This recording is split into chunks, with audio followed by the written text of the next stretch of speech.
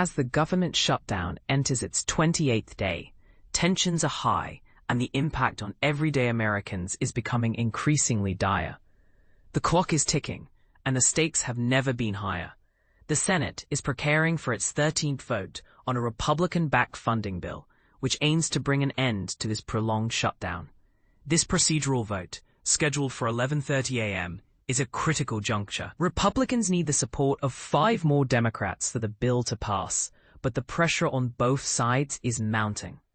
Vice President JD Vance is set to meet with Senate Republicans after the vote, with discussions likely to focus on the president's tariff agenda. Republicans are also considering whether to take action on specific measures, such as paying federal workers or funding essential programs like the Supplemental Nutrition Assistance Program, SNAP, during the shutdown. But here's where it gets controversial. Democrats are facing intense pressure to compromise, with the largest union representing federal employees calling for an end to the shutdown. Federal workers missed their first full paycheck last week, and the situation is only going to get worse. The Department of Agriculture has issued a stark warning. Without action, federal food aid will cease on November 1st, leaving 42 million Americans without the support they rely on to buy food. Senator Josh Hawley, a Republican from Missouri, has proposed a bill to fund the SNAP program during the shutdown. He argues that the shutdown has already caused immense hardship, forcing federal employees to work without pay and disrupting essential services. Letting federal food assistance lax, he says, would be a step too far. Hawley's bill, the Keep SNAP Funded Act, aims to provide uninterrupted benefits to those in need.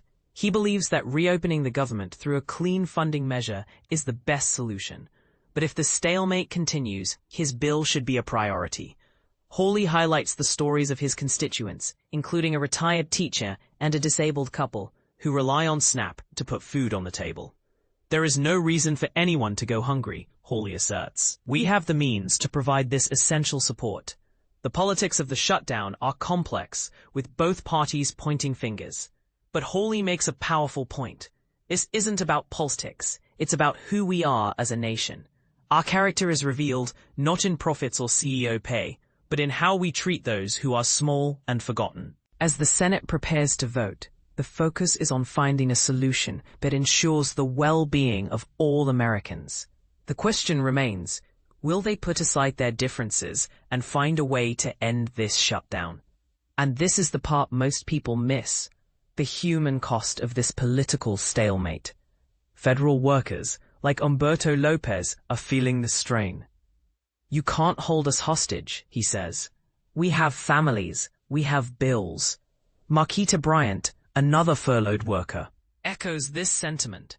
It's the breaking point. Something has to give. With the shutdown approaching 1 month, the uncertainty is taking its toll.